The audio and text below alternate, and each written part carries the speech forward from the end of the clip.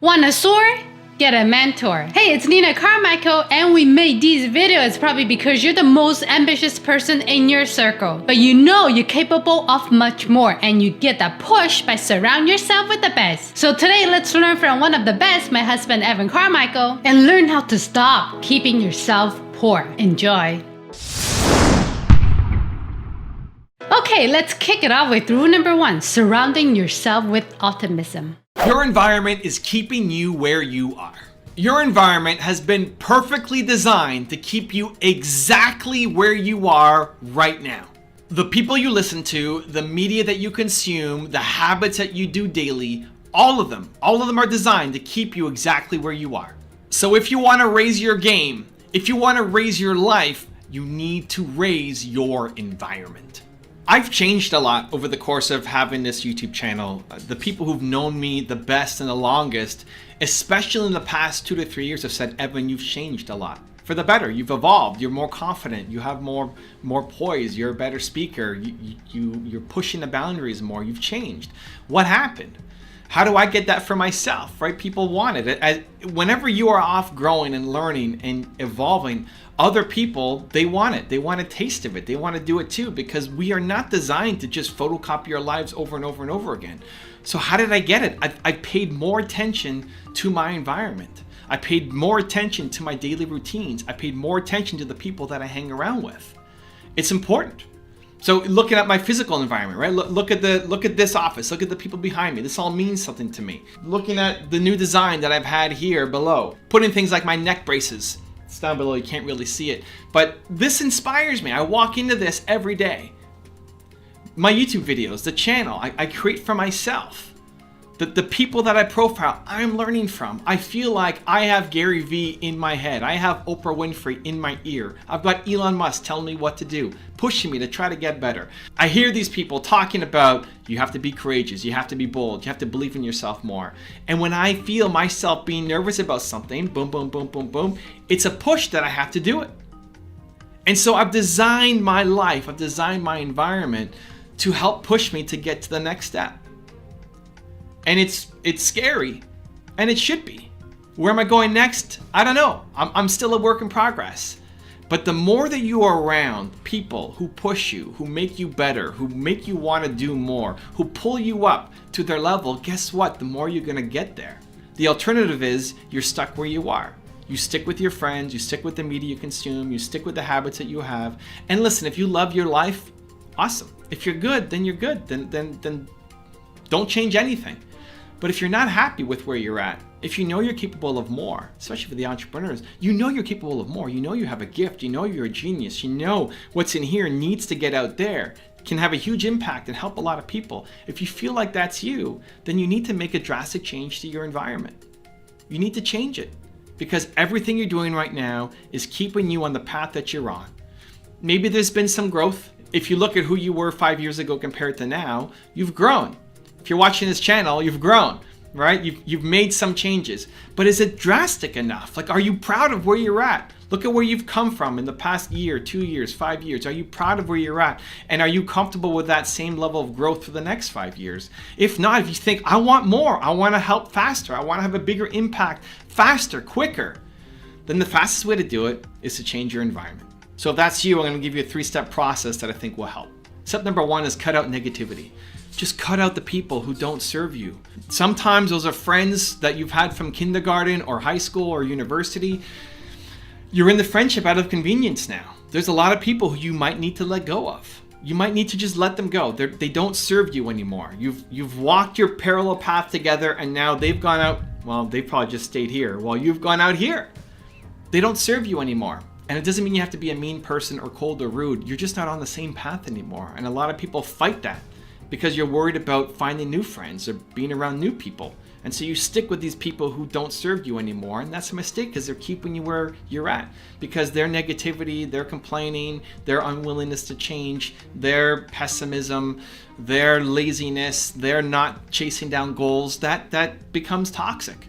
Even if you're trying to be a beacon, even if you're trying to be the person who pulls everybody up, if all you're doing is trying to pull other people up and there's nothing pulling you up, you're going to be limited for life.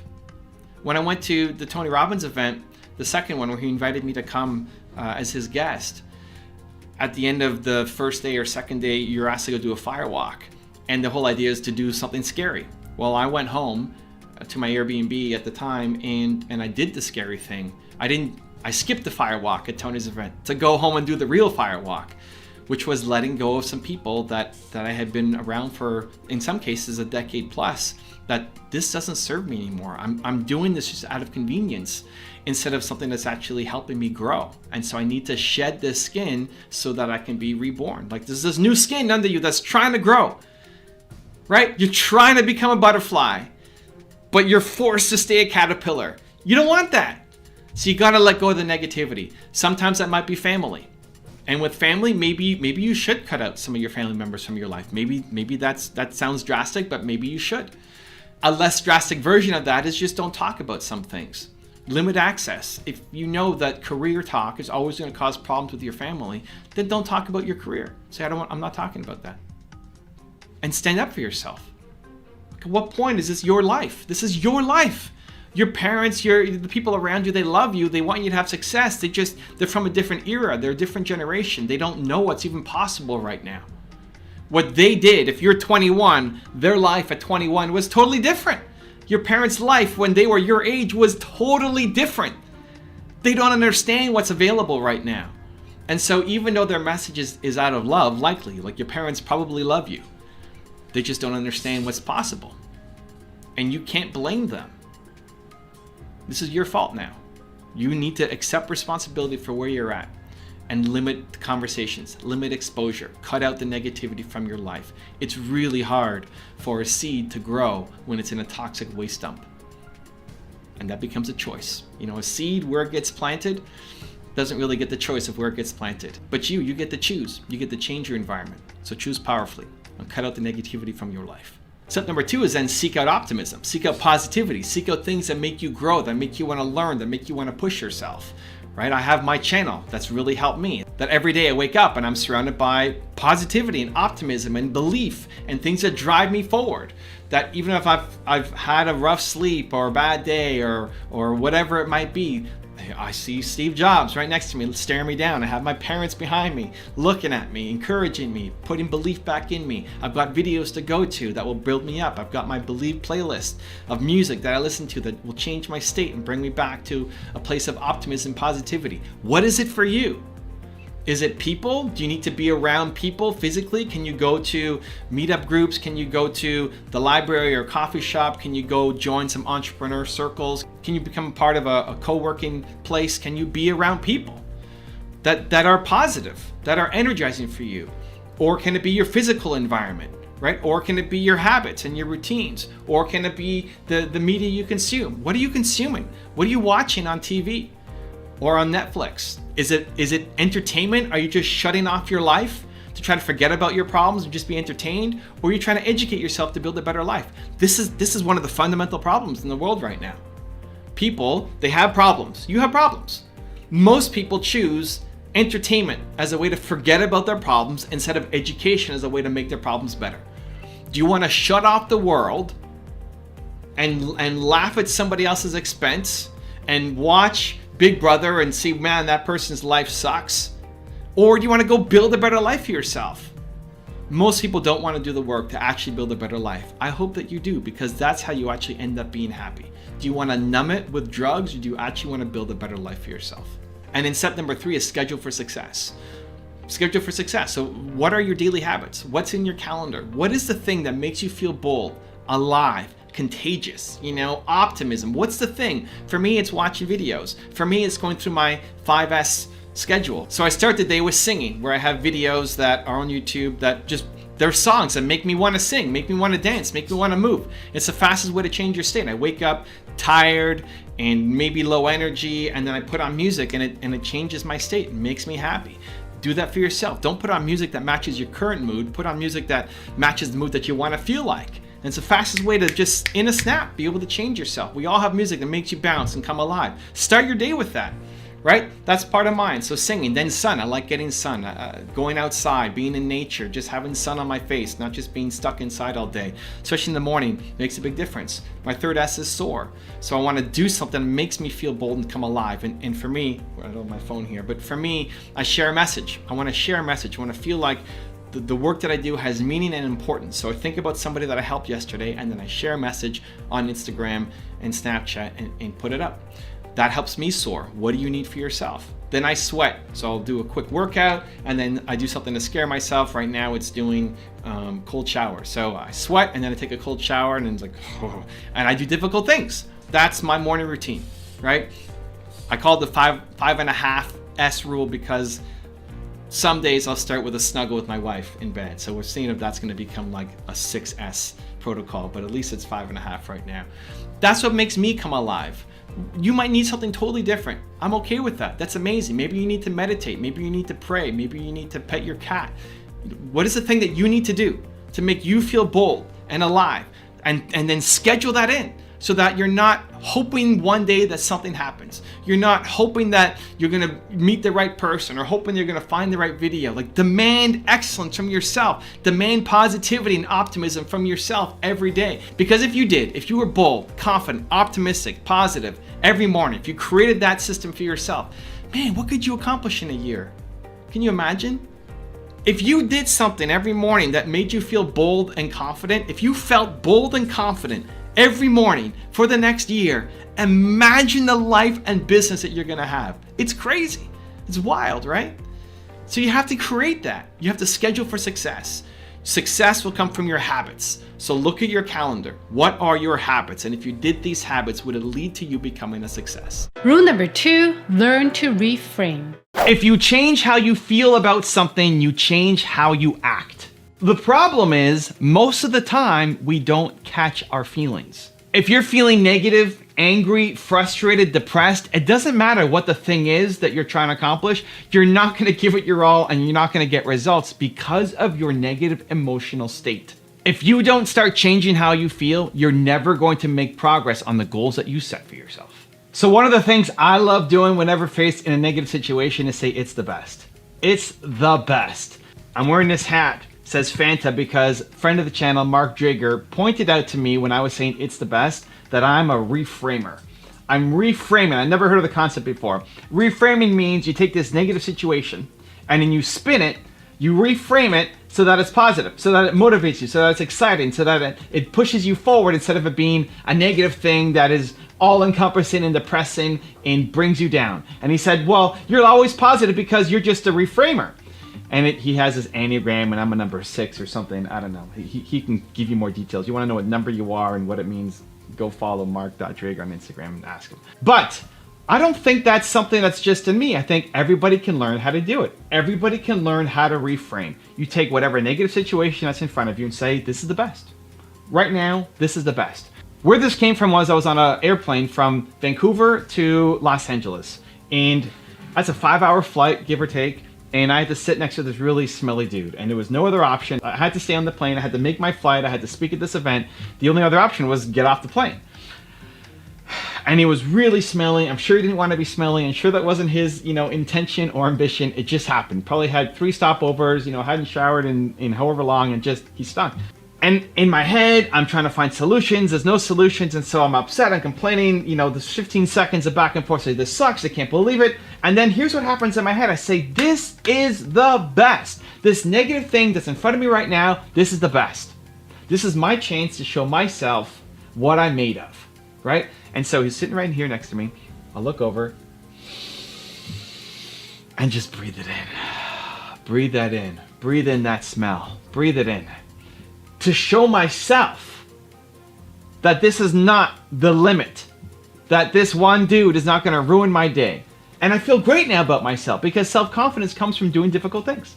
And I just did something difficult. And that's where it's the best came from. It was a quick trigger to myself to say, this is the best. It's the best. And now it's become this thing that anytime I'm facing a really negative situation that feels overwhelming, impossible, just want to complain, find somebody to blame and say, it's your fault. No, this is the best. This is my chance to show myself and the world what I am made of. And so you can flip it for yourself.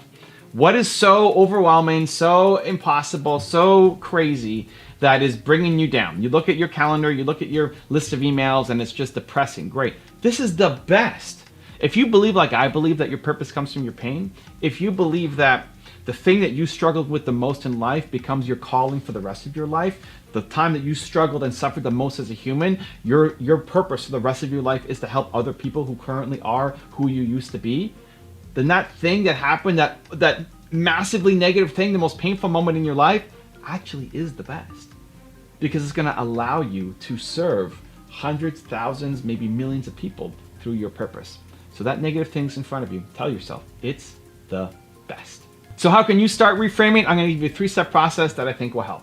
Step number 1 is just lead with it's the best. Look at the problem that's in front of you right now and ask yourself, how is this the best? How is it the best? Even though it sucks, it's negative, it's impossible, whether it's some small thing like somebody cut you off on a street or there's a big snowstorm outside, how is it the best? How is this your chance to rise up and show yourself what you're made of? Just make a list, like write it down right now. What is the big problem in front of you and how can it be the best? Step number 2 is tell yourself that this is just a warm-up. This is just a warm-up. This thing that is impossible and all-encompassing and feels so heavy on your shoulders is just the warm-up. And this works whether you're actually lifting weights like the guy here on my shirt is. If you're lifting weights and you feel like you've only got one more, rep in you and you tell yourself this is just a warm-up, you know what? You're gonna be able to go just a couple more. And that's how you actually will build your muscle. That's how you actually get out of your comfort zone. It's how you actually grow and scale and stop sitting in your bubble. Because here's the problem. If you think that this thing that is all encompassing, this big problem that is weighing you down and is so depressing, that thing, if that's the most you can handle, then you can't do more. And I think you can do more. I tell myself I can do more. I tell myself that this big problem that feels impossible is just a warm-up. That this is not the boundary of my capabilities, that I am capable of so much more. And it's a fantastic reframing technique that will trick your mind. Try it. Try it right now. Think of the thing that feels impossible, that you want to give up, and just tell yourself, this is just a warm-up. I am capable of more. And see if it doesn't give you just a little bit more energy to go off and solve that problem. And step number 3 is sing. One of my favorite things to do every morning is sing. It's part of my morning routine. I put on a song that makes me come alive. The fastest way to change your state, the fastest way to go from being negative and out of control and depressed to positive, optimistic, and happy is to sing, is to put on music. Music is the fastest way to change your state. Here's what most people do. We put on a song for how we currently feel. If you're feeling low, depressed, angry, you'll put on low, depressing, angry songs. Don't do that. It keeps you where you are. Instead, put on music for how you want to feel. Put on songs. There's no magic song, right? There's no one magic song. For me, right now, in my morning routine, I'm putting on my own rap. I made a rap. There's a Chinese song and I'm doing an English rap on top of it, and I love that song and I love my rap, and so it's 3 minutes something that I listen to every morning, and I have it on and I'm rapping with myself and I'm dancing. It makes me move. That song makes me move, right? You might listen to it and hate it. Awesome. But there are some songs that even if you were tired, if you were feeling lazy, if you were feeling low and this song came on, you would have to move. You may not get up and go crazy, but if you were really low and this song came on, you would find yourself singing. You would find yourself moving. Those songs, that's what you want to start your day with. Put it in your daily routine. And the next time you ever feel yourself feeling low energy, put on the songs that make you come alive. Quick story about the rap. We were last weekend going to Costco and being stuck in traffic. The things that I hate the most, right, in terms of day-to-day life, shopping at Costco and being stuck in traffic for me are tilters. I hate it. First world problems, right? And so we put on the song, put on my rap song, and all of a sudden now I'm singing to it, I'm dancing, we're dancing in the car, we're having a great time just because of one simple song. And so you can use It's the Best, you can use This Is Just a Warm-Up, and then put music on. Build a playlist today. The best thing you do is build a playlist right now of 50 songs that you love, that if they came on would cheer you up, so that you don't have to wait until you're depressed and low or negative energy to then go and find the song. Because in that window of trying to find the song, you're gonna abandon it. Make your playlist today, and whenever you're feeling low, put it on. Also, if you want to have more self-confidence and self-belief, the science says it can take up to 254 days of consecutive action for you to shift that habit forward. So I've designed a special free program to help you get more self-belief for every day. For 254 days, I will send you an email to an unlisted video that if you watch it, will shift your confidence forward. The links to join for free are in the description below. One, to get a little bit more credibility. If you're just getting started, people may not know you. There's still a little bit of a cachet around having a book with a major publisher. Successful people take responsibility for where they are in life. Find whatever the smallest first step is, and then the smallest next step is, and continue to build those steps. And when you look back, you'll have realized that you made some pretty significant progress. Rule number 3, take accountability. It may not be your fault, but it's your responsibility. It's not your fault that you were born broke, but it's your responsibility to fix it. It's not your fault that you had no education, but it's your responsibility to learn it. It's not your fault that you had no connections, but it's your responsibility to make them. It may not be your fault, but it's your responsibility. And the sooner you accept that, the sooner you're gonna win. So I recently posted to my YouTube community tab a quote about momentum. I think people don't have momentum, and I think the path to get momentum is to do work for free for ideal clients until you can prove your value and then they pay you. So here's what I wrote. I wrote, if you have no momentum, no traction, no clients, and start for free, prove your worth and build momentum. Give them something they can't wait to have again and pay for this time, #believe. And every time I write, there's always tons of great positive feedback. But this time, somebody wrote a kind of negative comment, and so I wanted to read it because it's highly applicable in this video. He said, Kitch, I don't know about some of your advice. Everything is my fault and work for free. To which I reply, yes, when you embrace those two, you'll start crushing your goals. It's a hard message to take on, right? Whether everything is your fault, everything is your responsibility, where you are right now, it's not about beating yourself up. It's not about saying, I suck and I can't get out. It's saying, listen, this is what happened to me. That's the past. The past doesn't have to equal to the future. Everything that I was born into and the circumstances that I grew up with, they don't have to be where I go going forward. Look at all your heroes. Look at the people who've made huge inroads, changed the world, the people that you look up to and aspire to be like. Very few of them were born super wealthy. Most of them had a worse upbringing than you did, and they could make it, so why can't you? You're just locked in your story. Too many people are locked into their story. They're not taking responsibility. You're not saying, this is my problem to get out of. I wasn't put here, right? You've been drafted into a war that you did not start.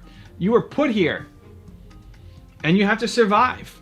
And then you have to learn to thrive. And it's that decision that you are in charge, that you're responsible, that if you go to the mirror and you say, why am I not achieving my goals? Why am I not further ahead? As long as you're blaming somebody else, that might keep you comfortable.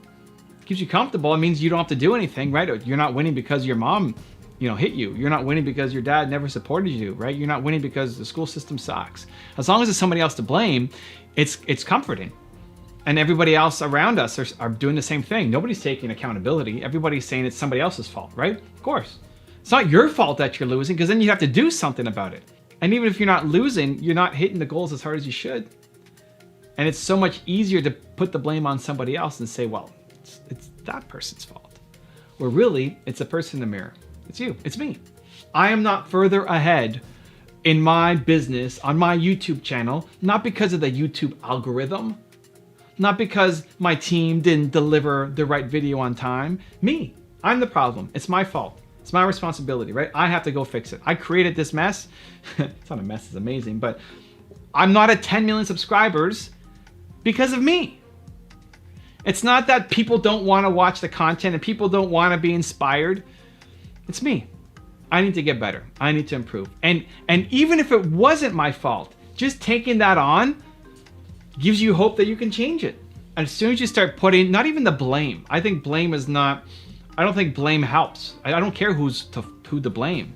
I care how do we fix it, right? If there's a problem that happens in my business, it's not like who screwed up. I don't care who screwed up. I care what are we gonna do to make sure that we can get out of this hole and that it doesn't happen again the next time, right? Taking personal accountability for where you're at. If you have not hit your goals, there's good news, you can. But nobody's coming to save you. Nothing's gonna magically change around you. You're the change. You will make the change. You can go make it happen. If I wanna grow my business bigger, I need to accept that I need to grow bigger. Me, personally, Evan Carmichael. It is my fault, it is my responsibility. I am to blame, and use that as a kick forward to say, great. Like at the beginning, it may suck. Say, oh man, I've wasted how many, weeks, months, years going down the wrong path, just casting blame on other people, realizing now it's my fault. Okay, but what can you do about it? Now you can change it. Like at the start, the realization sucks, but then it's also the greatest thing of all time. If you're coming from under the rock and realize, oh my God, this is all my fault, that gives you the power to fix it. Because as long as you're relying on somebody else to do something and they don't show up, you can constantly blame them, but you're never growing, you're never accomplishing anything because you're waiting for them. You don't have to wait for anybody. It's just you. And you can fix it. You have the strength, you have the power, you're Michael Jordan, you have the abilities, you have the skill set, and if you don't have it yet, you can develop it, you can acquire it. Because your heroes did it, and you can too. So how do you do it? I'm gonna give you a 3-step process that I think will help. Step number 1 is accept responsibility for where you're at. Just say, I'm here because of me.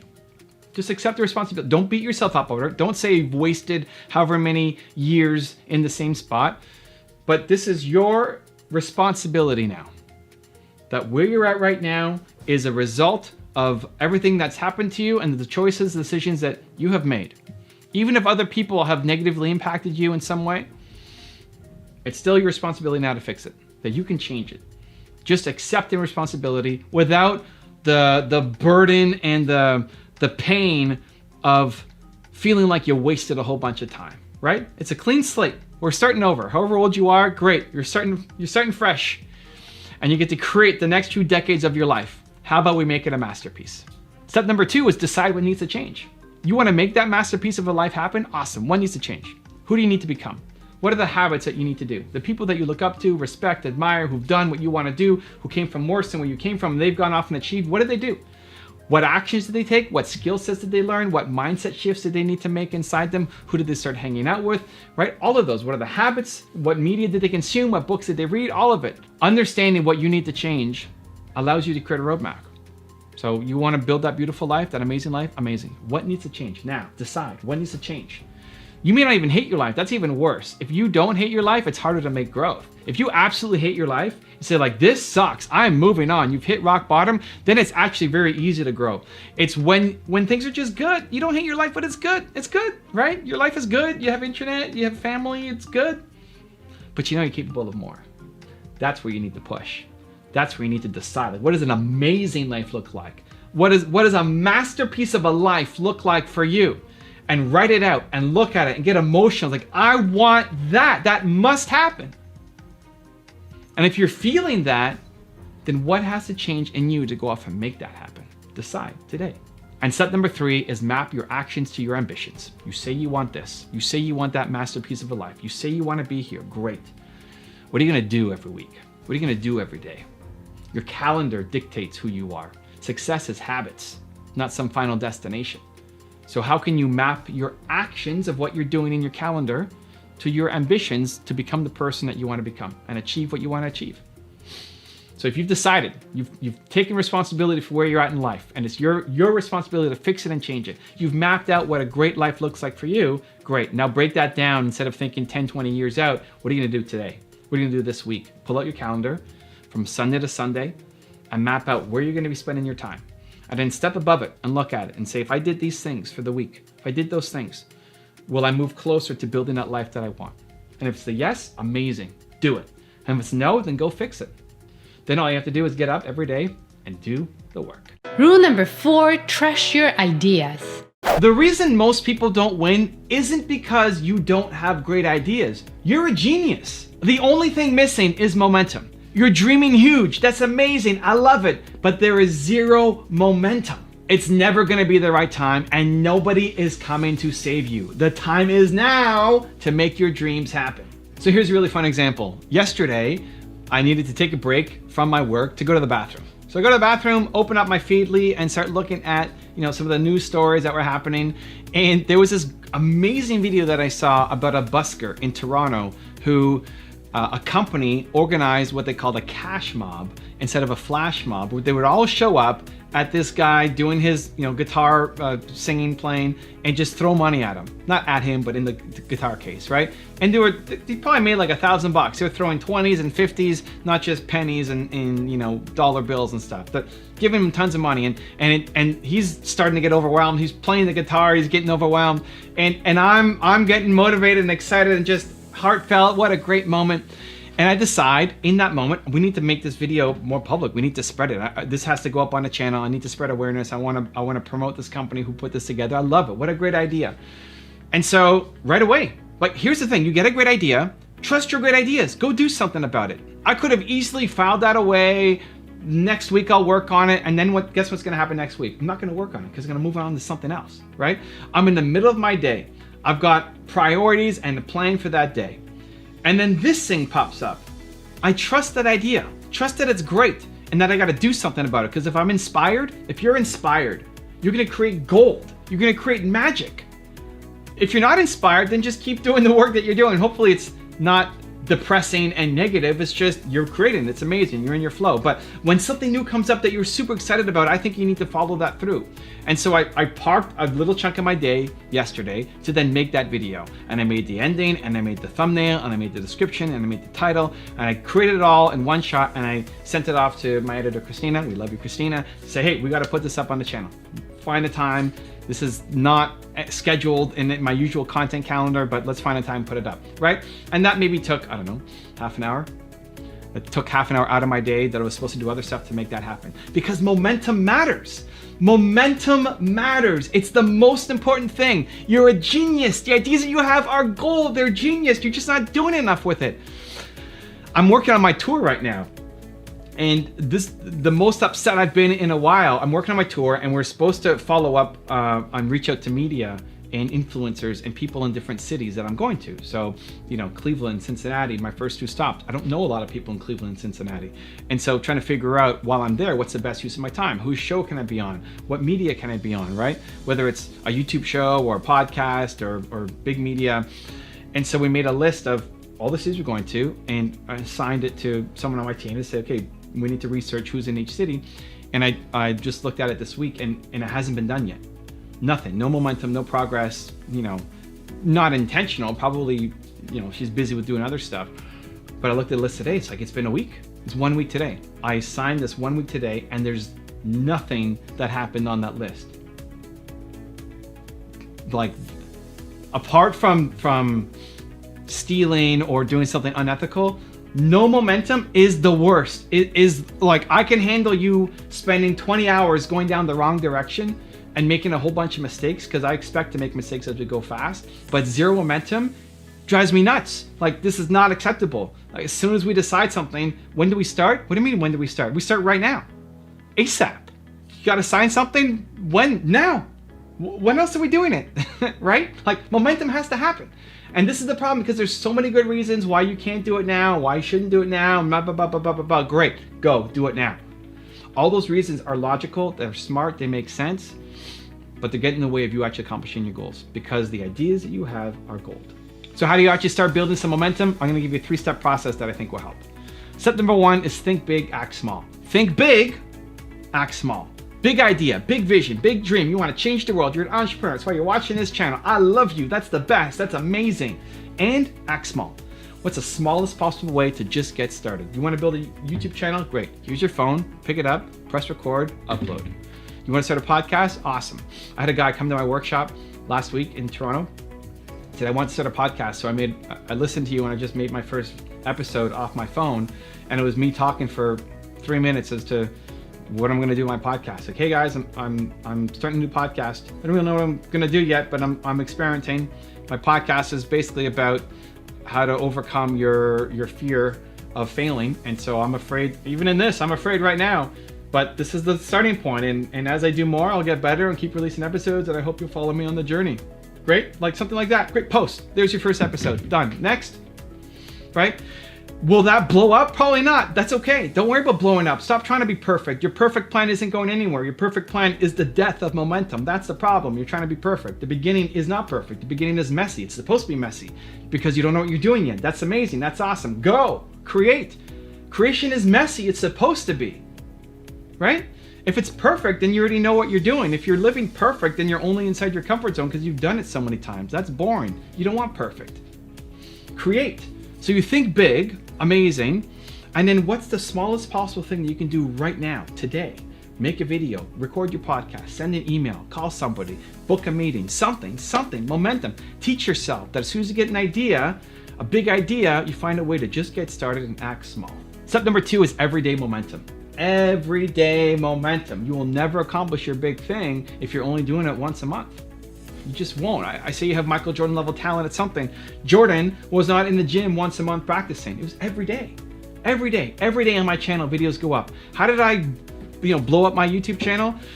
When I'm introvert and shy and scared in front of the camera and all that stuff, by making videos every day, right? 6,000 videos later, here we are. And I'm still working on getting better. I'm still a work in progress, but I'm way better than I was before because I built momentum. People with a lot more talent than me, I passed them in growth, in momentum, because I just kept making stuff where they stopped or they slowed back, right? And it honestly, it bothers me. It's part of my mission. I look at people that I passed. I look at guys I love. I look at Tony Robbins. I look at Eric Thomas. I look at amazing speakers, people I think are way better than me at speaking. And I've passed them because they just don't make as much content. And now YouTube isn't their only game. Tony's got tons of businesses. Yes, amazing. But at the same time, you have this gift, you have this ability to reach so many people. It bothers me that I'm ahead. You should be crushing it. And so every single day, you want to get great at your thing. Every single day, practice, release, create. If you practice something that you loved every day, from today until the end of 1 year, from 1 year from now, you're going to be great at it. If you love it and you practice every day, you will get great at it. Your life will be totally different. Your business will be totally different. Your relationships will be totally different. Everything will be totally different for the better. Better, bigger, more impact, more love, more joy, more happiness, more fulfillment, because you're doing the thing every day. And what started off as finding 20 minutes a day to practice may seem impossible, and then you find the 20 minutes, and then you do it for 20 minutes, and then you start getting better. And then that 20 becomes 40, becomes 60, becomes 80, becomes a business. Now you're getting paid. Now you can hire a team. Now you can keep growing. But it starts with you every single day building momentum for your business. And step number 3 is expect to suck at the beginning. This is what hurts so many people. You expect to be great at the beginning. Why do you expect to be great at the beginning? You think Jordan just stepped up to the 3-point line and just sunk one at the start? No. You suck at the start. You're supposed to suck at the start. Doesn't mean you suck as a person, as a human, but you're supposed to not. How do you think you're going to have the skill set when you've never done it before? The quantity leads to the quality. Create quality work. Yes, great. But how do you create quality work? By doing. By practicing, by doing it every single day. So expect to suck. Reduce the burden on yourself to create something amazing, to create a masterpiece the first time out. It's gonna be brutal. It's gonna suck. That's amazing. It's why I kept all my videos up on my channel. You can go back on my channel. April 2009 was the first video that I uploaded. Go back and watch it. It's still there. To show the journey. It sucked. Like, I look back and it's cringeworthy. I'm embarrassed. I'm nervous. I'm shy. Like, I don't want to watch that video. But it shows the whole journey of how I progressed. I sucked at the beginning. Everybody sucked at the beginning. You will suck at the beginning. It's okay. It's normal. It's natural. It's amazing. Let's go. Rule number 5, the last one before our very special bonus clip, treat money as a tool. Most people grow up with an unhealthy view of money. Some people think that money is everything, that the next person you see, the next customer you talk to, that's your next suit, that's your next car. And other people think that money is the root of all, right? Or the love of money is the root of all evil, right? To make money, you're evil, you're slimy, you're gross, you're ripping people off. Most people grow up in one of those two camps. That's the lesson that's been taught you by your parents. The truth is, money is just a tool. Money is an amazing tool that lets you accomplish amazing things. And if you are an entrepreneur and want to have success, making money has to be in your top 5 list of priorities. If it is not in your top 5, then you're not making money. But it can't be number 1. Money can't be your number 1 priority. There has to be something that is more important than it, and that's your purpose. I don't really usually talk a lot about money on my videos. Maybe I should. Maybe I should talk more about it. I think it's important. I think there's just so much out there that seems to be money, money, money, money that I'm trying to go against it to say, like, Purpose is number one. You're built to serve. If you're just chasing money, you're never gonna win. I think I see too many entrepreneurs just chasing money, and so a lot of the content that I make is more purpose driven. But there's still, I think, a lot of people who are purpose driven, who've started a business for the right reasons, and they don't know how to make money. And so maybe I need to switch up some of the content that I make as well to help change the perspective around money. My personal view is I hate spending money until I'm making money. I love making money. It's not number one, right? Serving, believing entrepreneurs is number one. But again, it's in the top 5, because if I didn't make money, I wouldn't have a team. I wouldn't have people to help me make this video. It'd be me by myself trying to put together one piece of content, a week or maybe a day, just, filming by myself. But instead I have this team of people who I'm super appreciative of, and I can afford that because I'm making money doing the business that I'm doing, right? Kind of important. When I look at Jeremy, who I invested into earlier this year, this is a great example of how I like to think, right? So Jeremy runs a YouTube consulting business. I invested into him. I had this dream in the desert. I'm driving through the desert on my tour in March-ish, February, around there, this year, 2019. And I have this idea that Jeremy, I want to start a YouTube consulting business with Jeremy.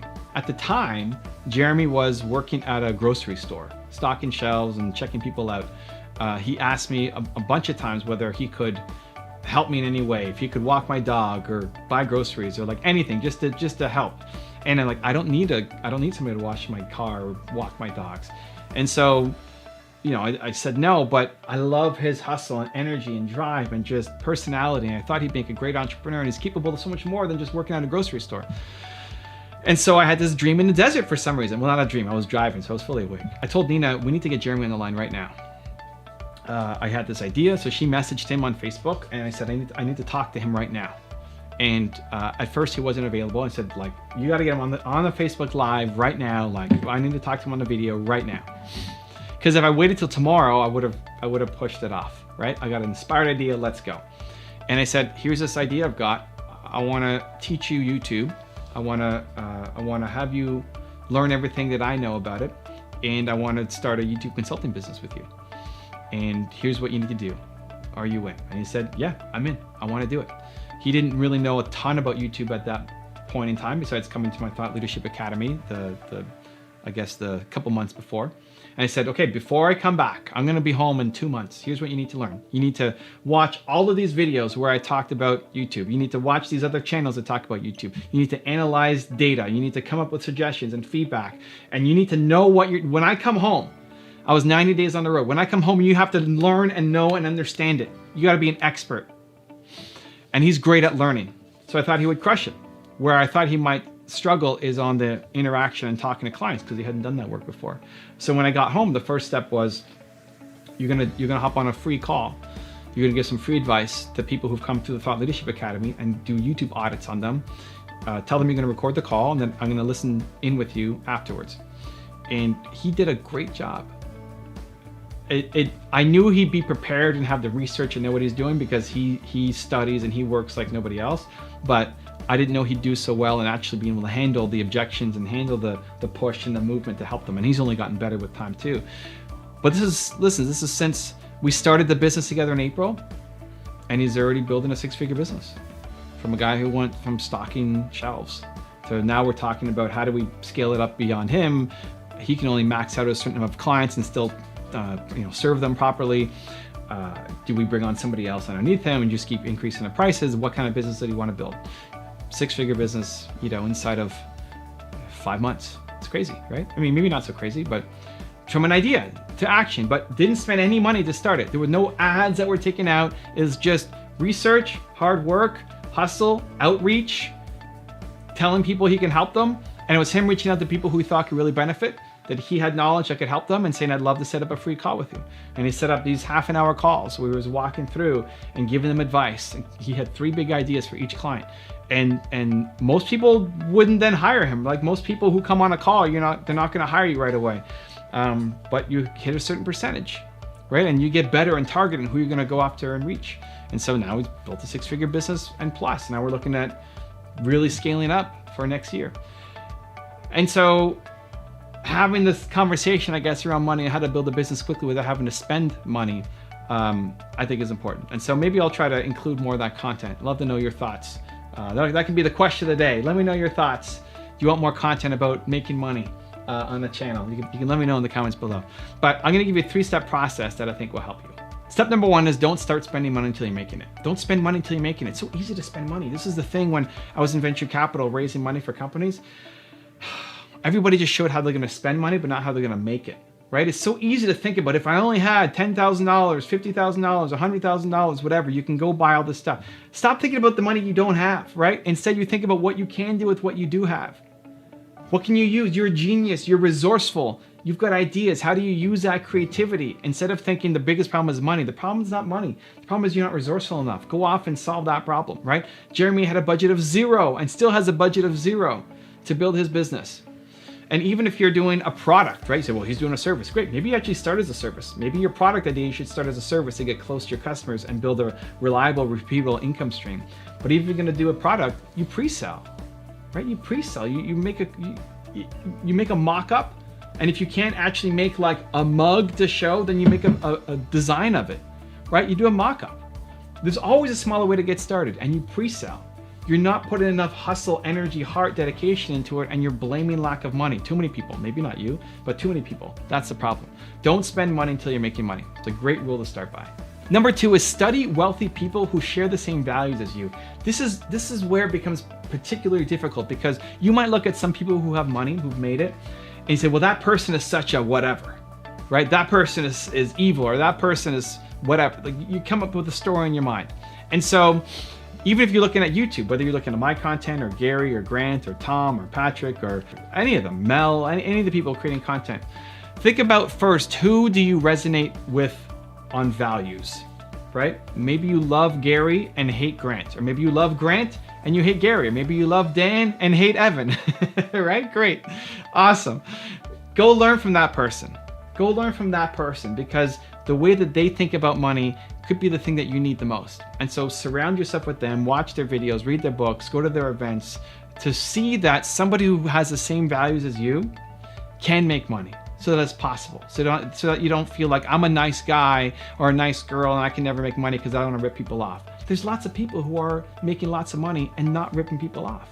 So find your favorites and model them and be around them and surround yourself with them, if only virtually, like even if you never meet them, if only virtually, so that their way of thinking, their thought process around money starts to seep into you. And step number 3 is understand that money lets you serve. The more money you have, the more you can serve, right? What happens if you're not making money? Then this thing that you love doing, this part, the last section in Built to Serve, if you guys don't have Built to Serve, you can pre-order in the link below. The last section of Built to Serve, the first part is all about finding your purpose, right? You are built to serve. How are you built to serve? The process is in here, right? The last section though is how to turn it into a business. Because if you found your calling, if you found the thing that is your purpose that you want to do for the rest of your life, but you can't turn it into something that's going to pay you, the problem is you're just doing it as a hobby for the rest of your life. And there's nothing necessarily wrong with that. You're still helping, you're still giving, you're still contributing, but you can only do it on the evenings and weekends because you're not making enough money to actually support yourself. So you have to have this job that, you know, maybe you hate, maybe you don't hate, but isn't actually your thing. And then when you get home, the last couple hours of the weekends, those hours you can use to fulfill your purpose. And that's great and that's noble. But what if you could turn your full-time thing into the thing that fulfills your purpose? So that 1, you're happier because you're doing more work on the thing that you love doing, right? But then 2, you can scale it up. You can hire people now. And now instead of just you part-time fulfilling your purpose, you have yourself and a whole team of people, of 10, 100, 1,000 people, all contributing towards your mission, which then allows you to give. Right, at every event that I do, there's always, usually we aim for 10% of people who are in for free, who couldn't afford it. Right, so on my tour, when we go on the workshop and the tour, we're doing 20-something cities over almost 90 days. 10% of the room will be free because they can't afford it, because maybe they're homeless. You wouldn't know it. There's a lot of people who are homeless that you would not know are homeless, right? Whenever I do my Thought Leadership Academy in Toronto, it's a I don't know, I forget what the ticket is, a couple thousand to come. There's always somebody in the room who's there on basically a sponsorship, right? It's a I want to say donation. It's when you give to education. I don't know. Anyway, we let somebody in for free. somebody who can't afford it, somebody who I believe in, who I think has a message and will take a lot from this training, and they get in for free. And because I'm making money, that allows me to do that. If I wasn't getting paid at all from any of the people who come out, then I couldn't just do it all for free every time, because then I can't afford a location, I can't afford to have my team members, I couldn't be able to put it together. So understanding, making that shift in your head that money allows you to serve, that the more money you make, the more you can serve, the more you can help people. And if you actually want to fulfill your purpose, then you have to learn how to make money in your business. Most people suck at creating work-life balance or harmony because you're constantly comparing what you're doing to other people's schedules. Of all the things that you need to figure out in life, what balance means to you is among the most important. Jeff Bezos jokes about optimizing his toothbrushing routine because he's trying to maximize his efficiency, while Warren Buffett reads for 5 to 6 hours every day. You can't do both, and you need to stop comparing yourself to someone who you're not. It's crazy how much balance and scheduling comes up.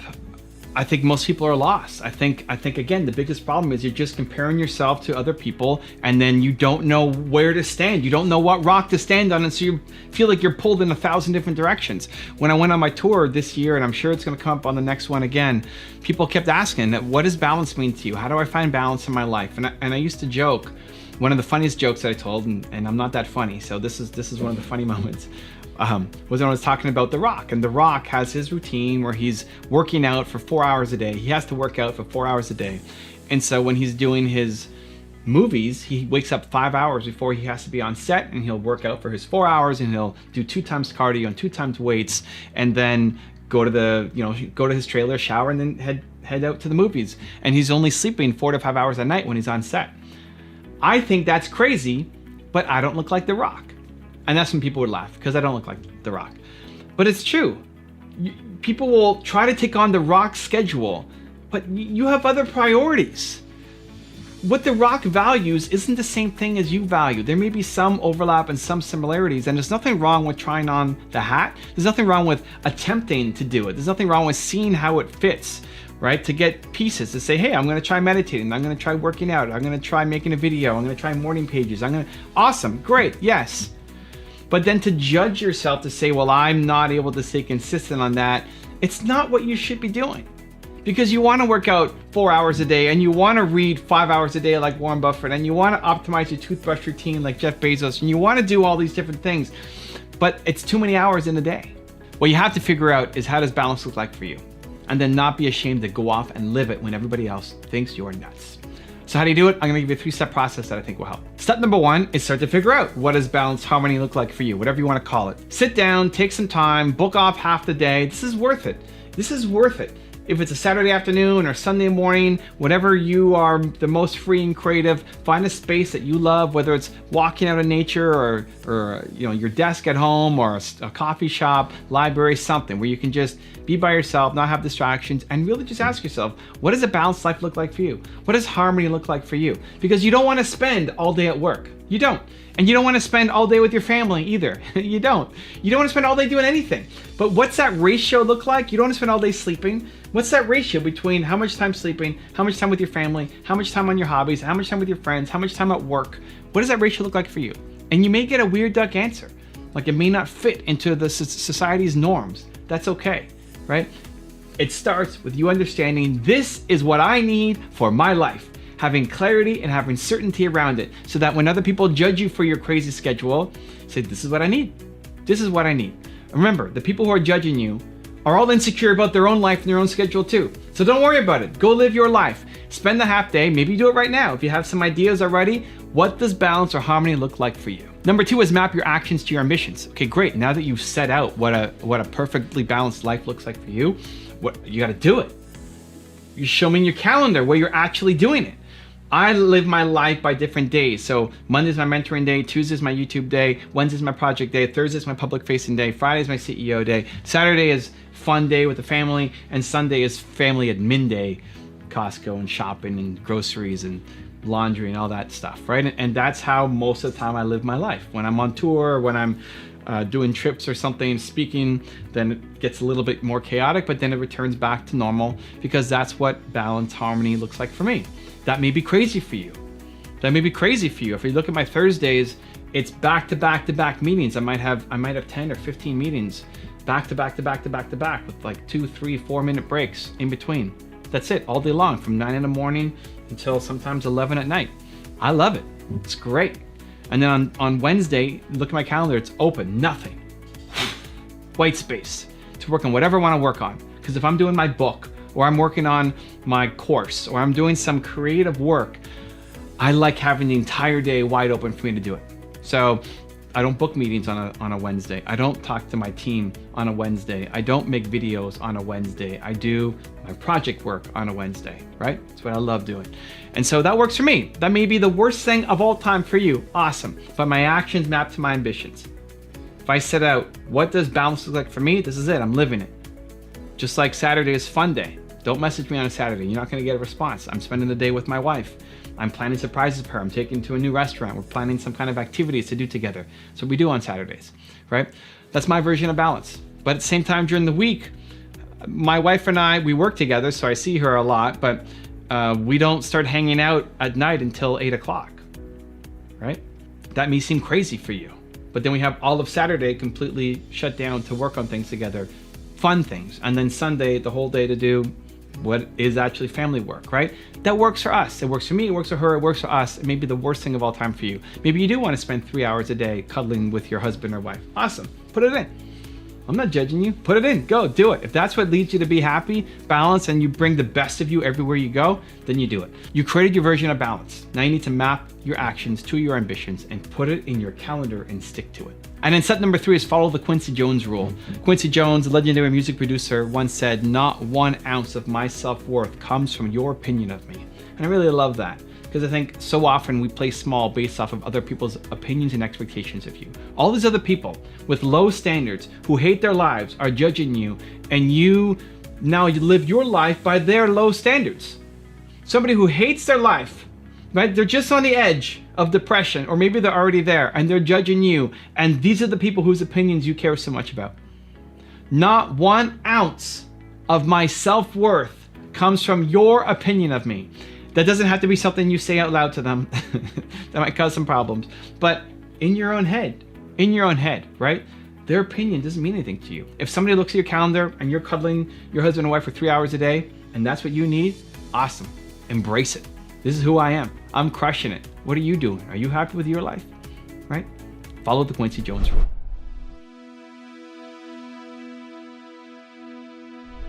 Because you made it this far in a video, I want to celebrate you. Most people start and don't finish. Most people never actually follow through. Most people say they want something, but they don't ever do the work to actually get it. But you are different. You are special. Believe Nation, you made it here all the way to the end, and I love you. So as a special celebration, if you put a hashtag believe down in the comments below on this video, I will showcase you and celebrate you somewhere on the screen in a future video, because you are awesome. If you want to learn how to use competition to achieve success, check out the video next to me. I think you're gonna enjoy. Continue to believe.